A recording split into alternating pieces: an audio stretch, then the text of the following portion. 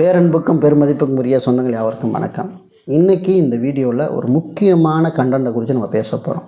முக்கியமான விஷயம் இது. இந்த வீடியோவை தயவுசெய்து எல்லாருமே பொறுமையாக பாருங்கள். உங்களுடைய நட்பு வட்டங்களுக்கு தயவுசெய்து இதை முதலாவது பகிர்ந்துருங்க அப்படிங்கிறத நான் சொல்லிக்க விரும்புகிறேன். சமூக ஆர்வலர்கள் என்பவர்கள் யார்? இந்த சமூக ஆர்வலர்கள் இங்கே செய்ய வேண்டிய வேலைகள் என்ன? சமீப காலமாக சமூக ஆர்வலர் அங்கங்கே தாக்கப்படுவதும் கொலை செய்யப்படுவதும் பெரிய அளவில் நடந்து கொண்டே இருக்கிறது. நாம் தினந்தோறும் செய்திகளில் நாம் பார்த்து கொண்டே இருக்கிறோம். இதற்கு என்ன காரணம் அப்படின்னா, சமூக ஆர்வலர்கள் என்று சொல்லக்கூடிய நபர்களும் சரியான புரிதல் இல்லை. அதே போல் இங்கு தவறு செய்கிற ஊழல், லஞ்சத்தில் ஈடுபடக்கூடிய நபர்கள், சட்டத்தை மீறுகிற குற்றவாளிகள், அரசாங்க சொத்துக்கு பங்கம் விளைவிக்கிற குற்றவாளிகள், இவர்கள் எல்லாரும் இங்கே செய்யக்கூடிய வேலை என்பதும் சமூக ஆர்வலர்களுக்கு எதிராக நிறைய நேரங்களில் அமைகிறது. அப்போ இது ரெண்டையும் சரி செய்யணும் அப்படின்னா, முதல்ல சமூக ஆர்வலர் தன்னுடைய கடமை என்ன அப்படிங்கிறத தெரிந்து கொள்ள வேண்டிய தேவை இருக்குது. சமூக ஆர்வலர்கள் என்பவர்கள் யார்னா, இந்த சமூகத்தின் மீது அக்கறை கொண்ட நபர்கள் என்று தான் நான் நினைக்கிறேன். சமூகத்தின் மீது அக்கறை கொண்டவர்கள் என்று சொன்னால், நம்முடைய குடும்பத்தையும் தாண்டி என்னை போல இந்த சமூகத்தில் மற்றவர்களும் நன்றாக இருக்க வேண்டும் அப்படின்னு நினைக்கிறவங்க. பொதுவாகவே ஊருக்குள்ளே இப்போ தண்ணி வருதுன்னு வச்சுங்களேன். தண்ணி வருதுன்னா, இப்போ என் வீட்டுக்கு மட்டும் நல்ல ஃபோர்ஸாக தண்ணி வருது. அதே ஒரு 10 வீடு தாண்டி உள்ள நபர்களுக்கு தண்ணி வரலை. இப்போ இடையில எங்கேயோ ஒரு அடப்பு இருக்குது. அப்படிங்கிற போது இப்போ சமூக ஆர்வலர்கள் அப்படிங்கிறவர்கள் என்ன செய்வார்கள் என்று சொன்னால், நம்ம மட்டும் தண்ணி புழங்குறோம், அவர்களுக்கு தண்ணீர் இல்லையே அப்படின்னு சொல்லி அதுக்கான முயற்சி முன்னெடுக்க நினைக்கிறான் பாருங்க. சமூகத்தின் மீது அக்கறை கொண்டவர்கள். இப்போ தான் ரோட்டில் நடந்து போகும்போது, சாலை நடந்து போகும்போது ஒரு கல்லோ முள்ளோ கிடக்கு, ஐயோ இது யார் காலையாவது குத்திட்டா, யாராவது தடுக்கி விட்டு விழுந்துட்டா பாதிப்பு ஆயிருமேன்னு சொல்லிட்டு அந்த ஒரு கருணையோடு அந்த வேலையை செய்கிறான் பாருங்கள். அவன் இந்த சமூகத்தின் மீது அக்கறை கொண்ட சமூக ஆர்வலர் என்று நாம் சொல்கிறோம். அதை தாண்டி ஊருக்கு ஏதாவது தேவை என்றால் பெட்டிஷன் போடுவதும், ஊருக்கு ஏதாவது தேவை என்றால் அரசோட கவனத்தில் கொண்டு போய் மனு எழுதுவது, இல்லை ஒரு பிரச்சனையை அரசு கவனத்துக்கு கொண்டு போய் அதை தீர்க்கன்னு நினைக்கிறது, இது போன்ற வேலைகள் செய்தாவே சமூக ஆர்வலர் என்று நினைக்கிறோம். இன்றைக்கி பெரும்பாலும் இந்த சமூகத்திற்காக போராடுகிற நபர்களுடைய எண்ணிக்கை சொற்பந்தான். ஆனால் தன்னுடைய தேவைக்காக இன்றைக்கி மனு பண்ணுவது, தன்னுடைய தேவை அரசை கொண்டு போய் சேர்த்து அதை நிவர்த்தி செய்ய நினைக்கிறது, இந்த நபர்களும் கூட இன்றைக்கி சமூக ஆர்வலர்கள் அப்படிங்கிற ஒரு பட்டியலில் தான் வரக்கூடிய ஒரு சூழல் இன்றைக்கி இருக்குது. ஆகவே இங்கு சமூக ஆர்வலர்கள் பெட்டிஷன் போடுவதும் மற்றும் இந்த சமூகத்திற்காக ஏதோ ஒன்று தண்ணி வரல, சாலை இல்லை, இது போன்ற விஷயங்களுக்கு போராடுவது மட்டும்தான் இவங்களுடைய வேலையா அப்படின்னு கேட்டால், என்னையை பொறுத்த வரைக்கும் இது 20% தான். பாக்கி 80% அவர்களுக்கான முக்கியமான வேலையை மறந்து விடுகிறார்கள். சமூக ஆர்வலர் தன்னுடைய வேலையை மறந்து விடுகிறார்கள். என்னென்றால், நானும் ஆரம்பத்தில் சமூக ஆர்வலர் என்பது இந்த மாதிரி பெட்டிஷன் போடணும் போல், இந்த மாதிரி ஆர்டிஎம்லாம் எழுதணும் போல், இப்படி நிறைய எழுதி அரசு துறைகளில் நடக்கூடிய லஞ்ச லாவணியத்துக்கு எதிராக நம்ம குரல் கொடுத்தா தான் சமூக ஆர்வலர் அப்படின்னு தான் நினச்சிட்டு இருந்தேன். ஆனால் ஒரு சில வருடங்களில் சில புரிதல்கள் நம்மளுக்கு நிறைய வந்துருச்சு. என்னன்னு கேட்டிங்கன்னா, ஒரு சாமானிய மக்களுக்கு ஒரு அடிப்படை விஷயங்களை நாம் இங்கு புரிதல் ஏற்படுத்தக்கூடிய கட்டாயத்தில் நாம் இருக்கோம். அந்த பணி தான் முக்கியமான பணி. எப்படி என்று சொன்னால், இப்போ ஒரு ரேஷன் கடைக்கு ஒரு மக்கள் போகிறாங்க. அந்த ரேஷன் கடையில் விதிமீறல் இல்லாமல் வரிசையில் நின்று நீங்கள் ரேஷன் பொருட்களை வாங்க வேண்டும் என்ற விழிப்புணர்வை நான் அந்த மக்களுக்கு கடத்த வேண்டியது இருக்குது. சாலையில் பயணிக்கிறாங்க. சாலையில் போகும்போது நீங்கள் ரைட் சைடு போகும்போது இந்த பக்கம் போகணும், லெஃப்ட் சைடு போகும்போது இந்த பக்கம் போகணும். சாலை விதிகளில் எப்படி நீங்கள் மதித்து நடக்கணும்னு நான் விழிப்புணர்வு செய்ய வேண்டிய பொறுப்பு சமூக ஆர்வலர் எனக்கு இருக்குது. ஸோ நான் விழிப்புணர்வு செய்கிற இடத்துல தான் சமூக ஆர்வலர் 80% செயல்படணும்னு நான் நினைக்கிறேன். இதைத்தான் அதிகமாக செய்யணும். அப்போ செய்யும்போது ஒரு விழிப்புணர்வு கடந்து போக போக போக ஒரு சமூகம் தன்னால் மாற ஆரம்பிக்குது. இதை தாண்டி சமூக ஆர்வலர் இன்னொரு விஷயத்தையும் செய்யணும். என்னென்னு கேட்டீங்கன்னா, குடும்பத்தில் திருமணம் ஆகாதவர்கள் என்றால் தாய், தகப்பன், சகோதரோடு வாழ்வாங்க. அதே மாதிரி திருமணமானவர்கள் என்றால் மனைவி, பிள்ளைகள் எல்லாரோடையும் வாழ்வாங்க. இப்போ தன்னுடைய பிள்ளைகளுக்கு பள்ளியில் எப்படி நடக்கணும் அந்த ஒழுக்கத்தை சமூக ஆர்வலர் நம்ம கற்றுக் கொடுக்கணும். அதே மாதிரி தன் தாய், தகப்பனுக்கு நம்ம வெளியில் அந்த சமுதாயத்தில் ஒரு வேலைக்கு போகும்போதோ, இல்லை அரசு பணியை செய்யும்போதோ, அல்லது அரசாங்க திட்டத்தில் நம்ம பயன்பெற நினைக்கும் போதோ தவறான ஒரு விஷயத்தை அதை செய்ய சொன்னால், இப்போ நிறைய பேர் என்ன செய்வாங்க அப்படின்னா, எப்போ எல்லாருக்கும் இலவச வீடு கொடுத்துட்ருக்காங்க, நம்மளும் ஒரு வீட்டை கேட்கலாமாப்பா அப்படின்னு சொல்லுவாங்க. அதுக்கு ஒரு மனு போடு, அதுக்கு ஒரு ஆர்டிஐ போடு அப்படின்னு சொல்லுவாங்க.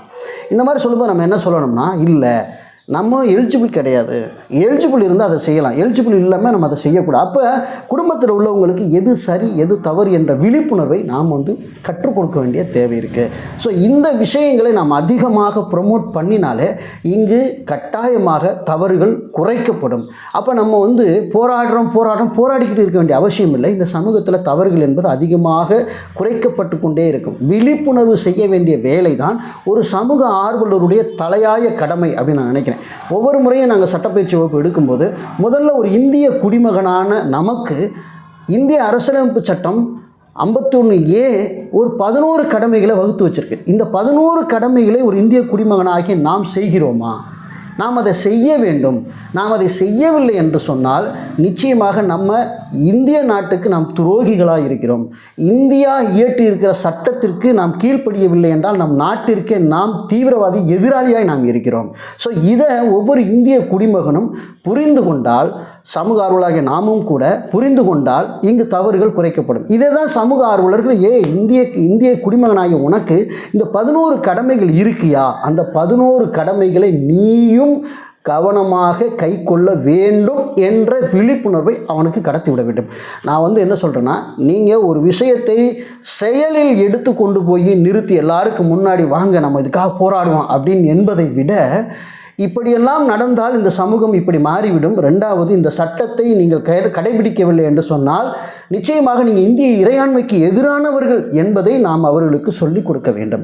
அப்படி நிறைய பேருக்கு இந்திய அரசியல் சட்டத்தில் 51 பிரிவு ஏயில் 11 கடமை என்று ஒரு கடமை இருக்கா, 10 அதுக்கப்புறம் ஒரு கடமை சேர்த்தாங்க, 11 கடமைகள் என்று ஒன்று இருக்கிறதா, உண்மையிலே இது புதுசாக இருக்கே அப்படின்னு கேட்பாங்க. அப்போ இந்த விழிப்புணர்வுகளை நாம் அதிகமாய் கடத்த வேண்டிய வேலை தான் சமூக ஆர்வலருடைய 80% பணி. 80% பணி. ஒரு சாமானிய மக்களுக்கு, வழி தெரியாத மக்களுக்கு இதுதாண்டா வழின்னு சொல்லி கொடுக்கணும்.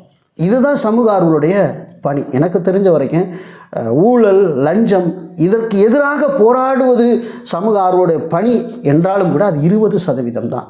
ஆனால் அந்த ஊழலும் லஞ்சமும் எங்கிருந்து உருவாகிறதோ அந்த கருவை தேடி அந்த கரு உருவாகிறதுக்கு முன்னாடியே நாம் அளிக்க வேண்டிய பணி தான் சமூக ஆர்வலருக்கான 80% பணி. இந்த அரசாங்க அதிகாரிகளை வருகிறவர்கள் எங்கிருந்து வருகிறார்? நம்ம குடும்பத்திலேருந்து வருகிறார்கள். நம்முடைய சகோதரர்கள், நம்முடைய குழந்தைகள், அல்லது நம்முடைய தாய் தகப்பனில் யாரோ ஒருத்தர் தான் இருப்பாங்க, இல்லை நம்ம சொந்தக்காரங்களை யாரோ ஒருத்தர் தான் இருப்பாங்க. ஸோ இவங்க இந்திய இறையாண்மைக்கு எதிராக செயல்படக்கூடாது என்ற விழிப்புணர்வை நம்ம அவர்களுக்கு கடத்தும் போது நிச்சயமாக இங்கு மாற்றங்கள் வரும். இந்த பழைய சினிமா பாடல் ஒரு வரிகள் எனக்கு ரொம்ப பிடிக்கும்னா, திருடராய் பார்த்து திருந்தாவிட்டால் இங்கு திருட்டை ஒழிக்க முடியாது அப்படின்னு சொல்லுவாங்க. ஸோ உண்மையிலே அவனு நம்ம செய்கிற விஷயங்கள் தவறு என்று உணராதவரை இங்கு மாற்றங்கள் என்பது பிறக்காது. அப்போ நீ செய்கிறது தவறுடா என்று உணர்த்துகிற ஒரு வேலையை தான் நம்ம செய்யணும். அதுவும் நம்ம அடிதடியாக நம்ம செய்யக்கூடாது, அதிரடியாக செய்யக்கூடாது. ஒரு முறை அவன்கிட்ட சொல்லணும், கேட்கலையா இன்னொரு முறை சொல்லணும். நான் சொல்கிறேன்னா தனிப்பட்ட நபரை கூப்பிட்டு உனக்கு இந்த கடமை இருக்குடா, உனக்கு இந்த கடமை இருக்குடான்னு சொல்லலை. ஒட்டுமொத்தமாக இன்றைக்கி உங்களுடைய சேவைகளை செய்வதற்கு, உங்களுடைய பரப்புரையை செய்வதற்கு இன்றைக்கி எத்தனையோ உங்களுக்கான இணையதள வசதிகள், நிறைய விஷயங்கள் இருக்குது. நீங்கள் இந்த சமூகத்தில் நீங்கள் ஒரு சாலையில் பயணித்து போயிட்டுருக்கீங்க, உங்கள் பின்னாடி ஒரு 50 பேர் வந்துகிட்டு இருக்கிறாங்க. நீங்கள் பைக்கில் போகும்போது ஒரு சிக்னல் இருக்குது, அந்த சிக்னலில் தற்போது நீங்கள் நிற்கணும், அந்த சிக்னலை தாண்டி போகக்கூடாது, க்ரீன் லைட்டு போகிற வரைக்கும் நீங்கள் நிற்கணும். அப்படிங்கும்போது நீங்கள் 50 பேருக்கு முன்னாடி நிற்கிறீங்க. இப்போ நீங்கள் அந்த க்ரீன் லைட்டு போடுற வரைக்கும் நீங்கள் இங்கே வெயிட் பண்ணிக்கிட்டே இருக்கணும். நீங்கள் திடீர்னு ஐயோ அர்ஜென்ட்டாக இருக்கே என்ன செய்யுது அப்படின்னு, சரி இந்த வழியை திருப்பி இப்படி போயிடலாம் அப்படின்னு சொல்லிட்டு சிக்னலை விட்டுட்டு நீங்கள் போகக்கூடிய பாதை விட்டு குறுக்கு வழியில் போகணும். உங்கள் வண்டியை திருப்பும்போது உங்கள் பின்னாடி வந்தாலும் 50 பேர் அவன் உங்களை எப்படி பார்ப்பேன் அப்படின்னா, இவனும் போகிறேன் நம்மளும் போவான் அப்படிங்கிற எண்ணம் உருவாகும். இதை இந்த சமுதாயத்திற்கு நாம் விதைத்து விடவே கூடாது. அப்போ சரியாக நம்ம அதுக்காக நின்று 7 நிமிடம் அந்த சிக்னல் நம்ம நிற்க வேண்டிய தேவை இருந்தாலும் கூட 7 நிமிடம் நாம் அந்த இடத்துல நின்று நாம் அந்த சிக்னலை கடக்கும்போது நாம் ஒரு மாதிரியாக இந்த சமூகத்துக்கு அமையும். ஆகவே நாம் நடந்து போகும்போது நம்மளை பார்த்து 4 பேர் சொல்லணும், இவன் சரியாக நடப்பான், சட்டத்தை கைக்கூட்டு நடப்பான், நீதி நேர்மைக்காக மட்டும்தான் குரல் கொடுப்பான், இவன் தன்னுடைய தேவைக்காக போராடுவதை விட இந்த சமூகத்தின் தேவைக்காக போராடுவான் என்று இந்த சமுதாயம் உங்களுக்கு கொடுக்கக்கூடிய சர்டிஃபிகேட் தான் நீங்கள் சமூக ஆர்வலர் என்ற சர்டிஃபிகேட். ஸோ இதை நீங்களே 2 பெட்டிஷன் போட்டோன்னே, இல்லை 2 பிரச்சனையை தலை இழுத்து போட்டதுக்கப்புறம் நீங்களே சமூக ஆர்வலர் சொல்லிக்கொண்டா அது கிடையாது. இப்போ இந்த விஷயத்தை புரிஞ்சுக்கிங்கன்னு நினைக்கிறேன். இன்னொரு விஷயத்தை உங்களுக்கு ரொம்ப தெளிவாக சொல்கிறேன் பாருங்கள். என்னென்னா, ஒரு தீமையான ஒரு மரம், அந்த மரம் வளர்ந்தால் இங்கே எவ்வளோ பெரிய பிரச்சனை என்பது நமக்கு தெரியும்.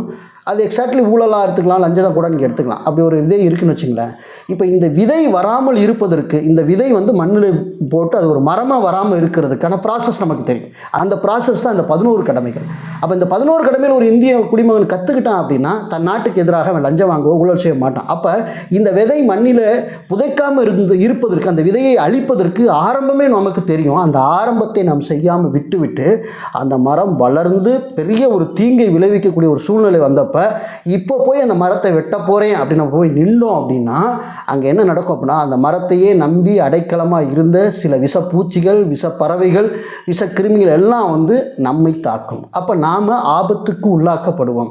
இந்த ஒரு சீரியஸ்னஸை நீங்கள் புரிந்து கொள்ள வேண்டும் என்று நான் சொல்லுகிறேன். இதை தாண்டி சமூக ஆர்வலருக்கு இன்னொரு அட்வைஸும் கூட நான் சொல்ல விரும்புகிறேன். என்னன்னு கேட்டிங்கன்னா, உங்களுக்கு நீங்கள் இல்லை என்றால் உங்கள் குடும்பத்தை யாரும் அந்த இடத்தில் நிரப்ப முடியாது. ஆகவே ஒரு இடத்தில் எதை செய்ய வேண்டும், ஒரு இடத்தில் எதை செய்யக்கூடாது என்பதை ரொம்ப நிதானமாக தெளிவாக நீங்கள் இங்கு பயணிக்க வேண்டிய தேவை இருக்கிறது. ஆகவே ஒரு வளர்ந்த தீமையான ஒரு மரத்தை நீங்கள் வீழ்த்த நினைக்கிறீர்கள் என்று சொன்னால் உங்களுக்கு ஒரு பெரும் கூட்டம் தேவைப்படுகிறது. அந்த பெரும் கூட்டத்தை நீங்கள் உருவாக்கும் வரைக்கும் நீங்கள் தன்னிச்சையாக அந்த மரத்தோடு நீங்கள் ஃபைட் பண்ண நினைப்பீர்கள் என்று சொன்னால் நிச்சயமாக அந்த மரத்தின் நிழலிலே வாழ்ந்த விஷப்பூச்சிகள், அந்த மரத்தை அண்டி வாழக்கூடிய விஷப்பறவைகள், விஷக்கிருமிகள் எல்லாம் உங்களை உயிருக்கு ஆபத்தை ஏற்படுத்தி விடுவோம். சமூக ஆர்வலர்களாகி நீங்கள் இந்த மரம், வளர்ந்த மரத்தை வெட்டி சாய்ப்பதில் கவனத்தை அதிக செலுத்தாமல் அந்த மரம் முளைக்காமல் இருப்பதற்கு, அந்த விதை மண்ணிலே புதைக்கப்படாமல் இருக்க என்ன செய்ய வேண்டும் என்பதை குறித்து நீங்கள் அதிகமாக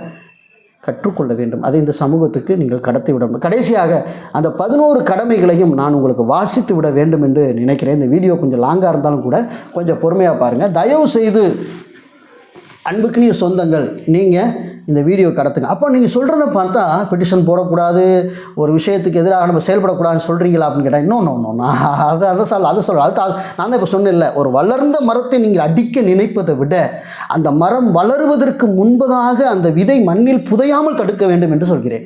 அந்த இதுதான் இந்த 11 கடமைகள். ஒவ்வொருத்தருக்கும் நாம் இந்த கடமைகளைத்தான் உணர்த்த வேண்டும். ஏழை எளிய மக்களுக்கும் சட்டத்திட்டங்கள் இப்படித்தான், நம் குடும்பத்தில் இருக்க குழந்தைகளுக்கு இப்படித்தான் ரூல்ஸ், சாலை விதிகள் இப்படி, ஒரு கல்வியில் நாம் கல்விக்கூடத்துக்கு போகும்போது இப்படி ஒழுக்க நெறிமுறை நடந்து கொள்ள வேண்டும், பெண்களிடத்தில் இப்படி நடக்க வேண்டும், இந்த சமுதாயத்தில் இப்படி நடக்க வேண்டும், நம்ம குடும்பத்தார்களுக்கும் நாம் சொல்லிக் கொடுக்கக்கூடிய கடமையும் பொறுப்பு நமக்கு இருக்குது. அதையும் நாம் செய்ய வேண்டும் என்று நான் சொல்கிறேன். இப்போ அந்த கடமைகளை ஒவ்வொன்றாக நான் உங்களுக்காக வாசிக்கலாம் அப்படின்னு நினைக்கிறேன். இந்திய அரசியலமைப்பு சட்டத்தில் பிரிவு 51A ஃபஸ்ட்டு ஒரு 10 கடமைகள் கொண்டு வந்தாங்க.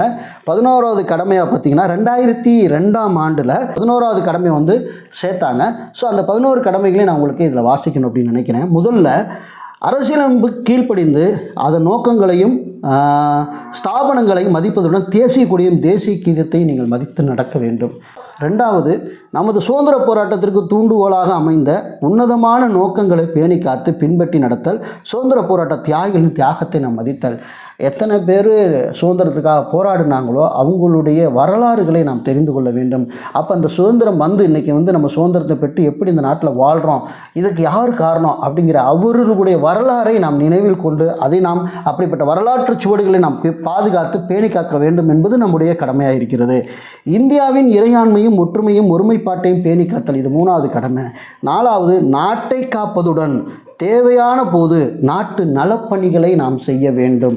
5வது கடமை, சமய, மொழி, வட்டார பிரிவினை வேறுபாடுகளை எல்லாம் கடந்து இந்திய மக்கள் அனைவரிடமே சகோதர உணர்வையும் நல்லிணக்கத்தையும் வளர்த்தல். பெண்களின் கண்ணியத்தை குறைக்கின்ற செயல்களை விட்டொழித்தல். இன்றைக்கி பாலியல் குற்றங்கள் எங்கே அதிகமாக நடக்குது பாருங்கள். பெண்களை மதிக்கணும்னு நம்மளுக்கு சட்டமே சொல்லி கொடுத்துருக்கு. ஆனால் அந்த சட்டத்தை நம்ம எல்லாம் கடைபிடிக்கிறோம். ஆகவே இந்த சட்டத்தை தான் நம்ம அதிகமாக விழிப்புணர்வு செய்ய வேண்டிய தேவை இருக்கிறது.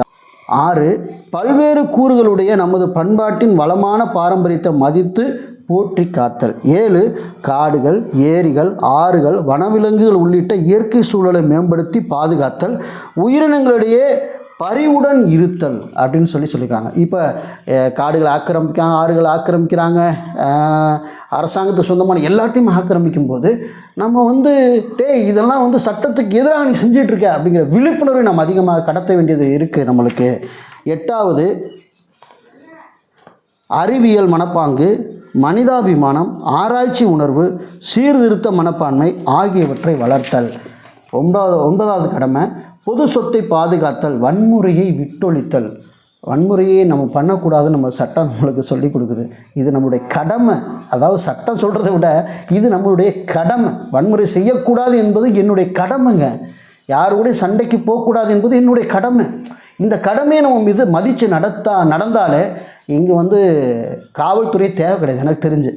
10வது, தொடர்ச்சியாக நம் நாடு தன்னுடைய முயற்சியில் பல முன்னேற்றங்களை காணவும் சாதனைகளை படைக்கவும் தனி மனித மற்றும் கூட்டு முயற்சிகள் அனைத்திலும் திறமையை வளர்க்க பாடுபடுது. என் நாடு வளருவதற்கு என்னுடைய பங்கு நிறைய ஆற்ற வேண்டியது என்னுடைய கடமை.